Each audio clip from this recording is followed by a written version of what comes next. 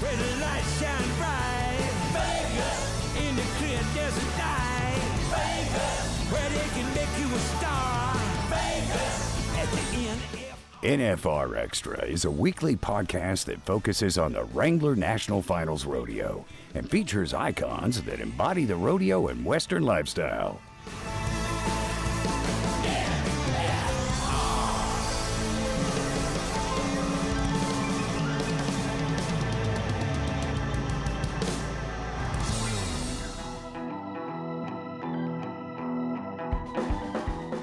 When you put that caliber of riders on that caliber of horses in one venue, I mean, I feel like it's kind of like the NFR. It's just really good watching, and I respect other disciplines and what they can do with horses, and it really makes me want to ride a cow horse.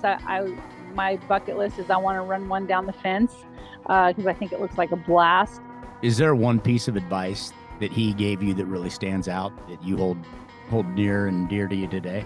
Basically, you can't win if you don't enter, and Hi, I'm Dusty Tuckness, 9-time PRSA Bullfighter of the Year, and this is NFR Extra. We have the fantastic opportunity to talk with a cowgirl legend, Miss Sherry Cervi, world champion, and one of the few, if not the only lady to cross the $3 million mark. How are you, Miss Sherry? I'm doing great. Thank you for having me. It's an honor to have you with us. So tell us a little bit about getting started in professional rodeo. I mean, obviously we've heard stories of your dad being involved, but tell us a little bit about your beginnings in barrels. My mom and dad both rodeoed, and I was, rode when I was younger, and my mom competed, and I've always wanted to be a barrel racer, and I love horses. And so, I did other things, but I think the love of the horse and the competitiveness is what drives me. What do you look for in the horses that you ride? I'm fortunate enough, my dad raises horses. So, I've been able to have colts at my, fingertips for a long time. And so, athletic ability, their willingness to learn, they got to be gritty, I think, to be rodeo horses. Size doesn't really matter. I've rode little ones and big ones, but, I think at the end of the day, their willingness and they got to like their job. Do you kind of like those fire breathers? As long as they want to run barrels good. I can put up with a lot as long as they do their job. It's barrel racing, not bowling horse. Come on. That's exactly right. Well, and with that, is there one horse that kind of stood out to you the most that was that kind of fire breather or super quirky and just was always one you had to, all right, you do your job, so it's worth it? The gray horse that I won my first world championship on, his name was Troubles, and he was the definition of quirky. Some of it, he was trained when I got him, and he just, we could do a whole podcast on his quirkiness, but he taught me, to respect one, but he loved his job in the arena. And I won a lot of money on that horse, but he was definitely, the first 6 months that I had him, I never shot him because he was hard to shoe. When we did finally get him shod, you'd have to shoe like 2 of his feet and give him a break, and like an hour or 2 later, come back. He didn't really like men, which sometimes was a damper. But he taught me a lot. I think he was aptly named. Exactly. He was. Not liking men with the horseshoer kind of makes sense on that. So no dorm gel or romp 'em or anything like that to kind of damper the mood. You couldn't give him a shot. So there's another one. There's another one. Yeah. The only person that could ever give him a shot was my vet, and which was in like hardly ever gave him a shot. So yeah, he that's the way he rolled. I like that. By his rules. We just don't shoot. Yes. Nope, he's barefoot. Yep. he was tough. He was a tough horse, and he had a lot of heart. So this is not a knock on other barrel racers, but the one thing that I've always appreciated about what you do and how you do it, Sherry, is it looks like your horses, more than some others, are very broke. Okay. You don't seem to have a lot of alley troubles and things of that nature. So is that something that you try and spend a little extra time with, especially on horses that you train? Definitely. I feel like if I spend a lot of time just being real quiet, and if they need to go to, we call them exhibitions, where they just go slow and a lot of slow work in the alleyway, and giving them confidence. I'm not saying that every one of them will be quiet, but I really do try to, keep my horses as calm as you can, which, I mean, it's hard because they know that at the end of the alleyway, they got to blast off and run as hard as I can. So, I think a lot of burro horses get a bad rap for being bad in the alley, but we ask them for a lot also. I think that we rope on our horses too, and giving those horses a different job has been really successful in my career. My training is just doing other things, and they do get I think more broke, and it's beneficial down the road. Be honest with us. Have you put Corey in a barrel saddle? Yeah, he helps me all the time. I am very grateful for him because he does help me ride my colts, and I've got a lot of horses to ride, and so he will help if I go to a jackpot and I need help. He'll help me warm up horses. So, which is awesome because he's not too proud to get in a barrel saddle. But he's pretty handy. I don't know. A lot of people don't know this. That Corey's mom is a world champion barrel racer, 2-time world champion barrel racer. Right. So he knows a lot about barrel racing. Warm this horse up, and yes, ma'am, is not an unfamiliar term to him, then. Yeah. Now, when you are training horses and you're roping on them, do you think this actually transitions into benefiting their barrel racing because of the ground? They tend to have to actually find their feet a little more. Oh, absolutely. I think, just anything that you can do on them to teach them, handling and move better. And yes, where their feet are is very important. We doctor on most of our horses, not all of them. We come to Wisconsin for the summer, and we doctor yearlings. And so a lot of them will go to the pasture, and they have to learn where their feet are real fast out here. Do you tie off on them doctoring, or is always kind of staying a horseback on them? We stay on horseback, head and heel them, and then get off and tie them down and doctor them. So they gotta kind of get used to that too. So yes, that's impressive. So with both you and Corey being world champions, whose opinion matters most? Is it a give and take, or are you in charge? Is he right there? He is not. Okay. But he'll probably listen to this, so I got to choose my words wisely. I feel like we both we respect each other and each other's opinions, and we are both very strong-willed people. But at the end of the day, he is a very good horseman, and I will ask him his opinion about barrel racing and what he sees. And not necessarily all the time I agree with him, but he'll do the same thing with me. Ask, well, as I feel like I've seen a lot of team roping, and give him my opinion, and we take what we want out of it, and we throw away the other. So I know there's been some articles and things written about your dad, but I would say having a foundation like that, and you talked about some of the colts that have been around you growing up. Tell us a little bit about your relationship with him and what that means to you today. Yeah, it's very, very special and important to me. He's been very instrumental in my career. Putting me on good horses when I was a kid. I would I feel like trying to teach me to be a better horseman. And I look back and I'm very appreciative of that because, he stuck me on a lot of different horses, and he was very supportive in whatever I wanted to do. I think he thought and wanted me to go to college, but I begged him to let me try to make the NFR one time and quit school for a year. And he was supportive of that. And, here I am, many years down the road. He was a person that I could always call, if I was down, and the road was getting long and I wanted to come home. He knew the right words to say to, kind of get me back focused on the end goal. And so just my parents have been so supportive. I can't stress how much they mean to me and that foundation that they laid for me. And,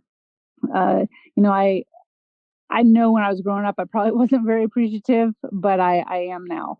Is there one piece of advice that he gave you that really stands out that you hold near and dear to you today? There's lots. Basically, you can't win if you don't enter, and so I'd be like, okay, I got to keep going, and it was just he had a way of I feel like my dad and I have a pretty special relationship, and it was just the way he would word things, and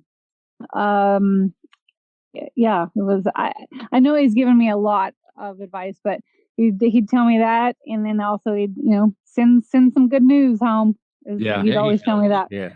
So we all come from ag backgrounds, but I know absolutely nothing about growing cranberries. Can you what kind of insight can you give us into the world of cranberries and ocean spray? Well, the short version is they don't grow in water. A lot of people, misconstrue that just because of the ads that have been out there that are awesome. We love that. But they are only in water during harvest. So 2 or 3 days at the most. They grow in beds. And you do have to have a lot of water to grow cranberries, and the soil has to be real high in acid. Okay. So that they can't just grow anywhere. That's why, only certain spots. And they kind of flood them a little bit, and they call it a harrow that drives over the top of them, and the cranberries come off and they float to the top of the water. And they have like a boom or a corral on the border of the bed, and they just winch them in, and they get put on a conveyor belt, and then they go to the plant. That's awesome. I learned something today. Yeah, I did too. I learned I'll never be a cranberry farmer.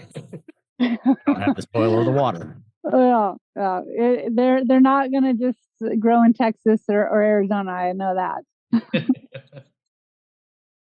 In more than 3 decades in Vegas, 360 world champions have struck gold. None have won more titles than the 3 that make up the inaugural Vegas NFR Icons class. Banners for Trevor Brazile, Charmaine James, and Ty Murray will be permanently lifted to the rafters at the Thomas & Mack Center. And on December 1st, all 3 will be honored at a tribute luncheon at Virgin Hotels Las Vegas. Get your tickets now. Go to nfrexperience.com/NFR Vegas Icons for details. So you're doing some things with Teton Ridge now, correct? I am, yes. What does that entail? Well, the Teton has 4 barrel racers that are endorsees, and we've been with them about a year, and I'm really excited what Teton's doing for the Western industry. And I think they've done some big things already, but they're really just one of the things that they are interested in is the youth, and that really something that I love and want to try to do more for kids. I put on a youth race in 3 times a year. And it's just a big kind of jackpot, basically. But we give scholarships and awards, and we are working on doing a 4th one back east. And Teton's really helping me put that together. And I'm excited with what they have in the future. You were just here in Vegas for the Run for a Million. Talk about that event, and how do you, as a barrel racer or a trainer, watch that event and take it in? Well, last year was the first time that I had attended the Run for the Million and really ever gone to an event that didn't have barrel racing, really. And It was really, really cool. And I went back again this year, just because, when you put that caliber of riders on that caliber of horses in one venue, I mean, I feel like it's kind of like the NFR a little bit. It's just really good watching, and I respect other disciplines and what they can do with horses, and it really makes me want to ride a cow horse. My bucket list is I want to run one down the fence because I think it looks like a blast, and I know it's not easy. I'm not saying that at all, but I had a really good time, and I think I'm going to lead in. I think that what Teton's doing with the American and those other disciplines, the cutting, the reining, and the working cow horse, is going to be so cool for all disciplines to kind of come together and watch. The rodeo people, I don't know how many actually have gone over, and watched any of those other disciplines. And so bringing them all together, I think, is a step forward in what's to come in the future. Yeah, the American too. There's some big stuff taking place with that, is there not? Yeah, there is. I mean, just in itself, the American, the rodeo, but bringing, I don't know, is it the American, American Performance Horsemen? Yeah. So those guys, coming in and getting, the rodeo fans being able to watch that, I think it's going to be really cool. Right, and kind of a transition too. They're moving locations, correct? They're going to Globe Life. Yes. Yep. That'll be something else. Yeah, I think all in all, I think it's a good move. And, watching the NFR and Globe Life, I thought it was really successful. So, I think it'll be cool. Yeah, absolutely. The thing with the youth too, that's so encouraging because, there's just such a separation. It seems like now we've had some other conversations previous to this about, production agriculture as a whole, and people don't really have a concept. And I think one of the ways to connect with people that are from a non-agriculture background is rodeo on the horse side. There's like a connection there. So that's very, very positive with Teton Ridge moving in that direction. I agree. That's the thing that we see at our youth races is that there's quite a few parents that don't come from a Western or agricultural background, and their daughters, maybe watched something on TV, or they went to their local gymkhana or their friend, whatever, and they want to become a barrel racer. And these parents are all in, which is awesome. And the good thing about rodeo is like one big family, and you don't have to know everything there is about horses or barrel racing. There's plenty of people to help you and to learn and, kind of take you under your wing. And so that's really cool for us to be a part of with our youth races, is educating these parents and, along with their kids. Yeah. And Teton's very, they want to be involved in that stuff too, because Thomas didn't come from an agricultural or a Western background, and he loves the Western industry. And so, that's how we got to here. So it's awesome. So with you not beating the streets as much as you have in the past, do you have any breeding operations or surety training? What else do you have going on, Cherry? Yeah, I have some colts that I'm working on. Corey and I do own 3 studs, which I swore I would never own a stud, but here I am. Or we're all in.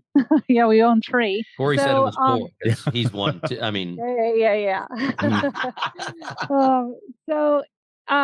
Anyways, we do have the stud program we're involved in, and riding some colts and trying to get them, where either we can ride them and compete on them, or sell them for somebody to go down the road on. And we're really excited about some of our colts. People ask me, I am not retired. I just I still want to go. It's just I've been trying to get some young horses going, and the good ones are hard to find, and there are a lot of good ones out there right now. I feel like barrel racing is so tough, and so I want to be competitive when I do go. So there's probably some young barrel racers out there like, I thought she was retired. What do you mean she's not going? Great. Yeah. No. Yeah. No. Cherry, I want you to Keep right. What kind of pedigree are we looking at for the top side on your stallion programs? So they all kind of go back to my dad's breeding in his foundation. One is a son of Dinero, that my dad, had PC Frenchman's heyday, and out of a Leia Patch mare, which Leia Patch was what Troubles was. So we got some of those mares because of Troubles, and so we crossed them. And that stud actually, Corey is going to compete on. He's a gray stud. His name's MP Dinero's Wood Patch. Does he have shoes on? He does have shoes. Yes, he didn't. He doesn't come with the quirkiness. the Troubles did. Thank goodness. Yes, yeah, that's gone. The other one is he's an older stud. He's by a lone drifter and out of a Sunfrost mare, which is so my dad's breeding. The driftwood breeding. And then we have a young stud that we're actually partners with, High Point, and he is out of Stingray, the mare that I won 2 gold buckles on by Dash to Fame. And his name is MP King George. And so I'm really, really excited about him. He's just 3. And so, I'll start him, and Corey's going to rope on him a little bit, and then we're going to stand him at High Point. So, and I'm sure if he's got a Stingray, he's probably ugly. Yeah, he's hard to look at. Yeah. Not really, but sure. Yeah. So that's fun. Having Stingray, I have 3 or 4 of her colts. I've sold a couple of them, and to watch her offspring go on and be successful with other people and carry on that bloodline, that's really cool to watch. What about your bottom side for the mares? Do you have a handful of brood mares? We do. We have a handful. So I have Stingray still, and then I have a full sister to her that I'm crossing on the a lone drifter stud that we have.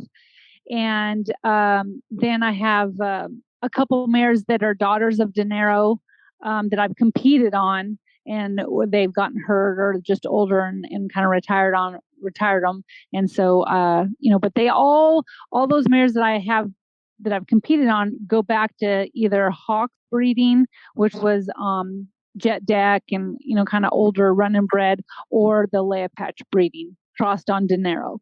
Yeah, that's solid. So yeah, it's fun. Yeah. It's addicting. That I get this from my father. His passion for his horses. He loves his breeding program, and he could talk to you for hours about his breeding. And he and I have a problem. We're a little bit of a hoarder. So Corey keeps me where we got to get slim down a little bit. And I always joked, if you wanted to buy something on Potter Ranch, go to my mom because everything's for sale. Corey, you want to slim down, stop eating. That's all I know. Yeah, I'm not getting rid of any of them. right. Exactly. It's my addiction. You said you're not going to have 1 stud. You're going to have 10. Mm-hmm. How many horses do you have there on property now? We have up here.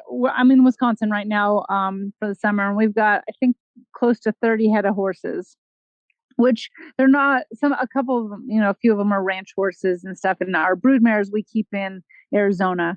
But we're riding probably about 20 head, of all ages, like from start at 3-year-old to older horses. When you're up there doctoring, do you kind of keep those things in rotation for barrels and roping, or is it when they're doctoring, you just kind of give them a break on the arena side and go out and do ranch work? Most of the time we just do ranch work. Like, I just kind of give them a break of like the arena time because they get plenty of that when we leave here. So I'm not saying I don't, like I've started my 3-year-olds because I don't futurity them until they're 5. So all my 3-year-olds, I'm starting them now, but letting them kind of go out on the pasture, 2 or 3 days a week. Yeah. Also. So I've got just a general broad stroke question for you, Sherry. People that have had one-on-one conversations with you, you're very humble, you're very unassuming. Was there any point in time when you started out that you thought you would have the success that you enjoy today? Because I know you don't like talking about yourself, but, was there ever a moment early on in your career where you were like, hey, I can do this, and not just once. I think I can make a living out of this. No, I mean, when I started out, it was just make the finals one time. And then I had a really good finals my first year. And then I was hooked. I was Right. like, okay, 19 and more money than I thought I'd ever seen in a lifetime. But I mean, obviously winning gives you confidence, I think with anybody, but, no, I never thought I would, 20 plus years into it, have the career that I've had, the sponsorships and the amazing opportunities that I've had. But I was doing something that I loved, and, I didn't really want to do anything else. Right. That's, it goes back to the education part of it as far as a formal education. If you follow your heart and follow your passion and what you can learn from different people, there's so much that you can learn outside of a classroom setting. And I'm not discouraging. I went to college. Andy went to college. Brian went to college. All my kids go to college. But like what you're saying, I don't use my degree. I'm like, well, I did that to probably stay out of jail for 4 years. Right. But like what you're doing is, you take that passion, you take that desire, and you apply it. And the success that you have is that. And, it's not something I'm going to work for 10 years and 20 years and then retire. It's like, I'm going to do this until the day I die because this is what I love. Is there one gold buckle that sticks out more than the others? Probably the last one. It was a fairy tale year. 99, I had an amazing year also on Hawk, but in 2013, there was obviously more money, and it was my second gold buckle on Stingray, and it just was an incredible year. Well, it's been fun watching you, and we look forward to doing it for years to come, on whatever level it is, because from all of us, I can promise you there's no better person and an ambassador for not only the barrel racing world, but the horse training and breeding world, because your tentacles, your roots are growing out. And that's something to be proud of. So thank you for all that you do, Sherry. You're truly great for our part of the world. Well, I appreciate that. Thank you for taking the time to join us. Want to experience more of the NFR? Then visit NFRexperience.com, and we invite you to subscribe to NFR Extra on Apple Podcasts, Spotify, iHeartRadio, and wherever you're listening right now. If you like what you've heard on NFR Extra, we would love it if you gave us a 5-star rating and tell your friends how to subscribe.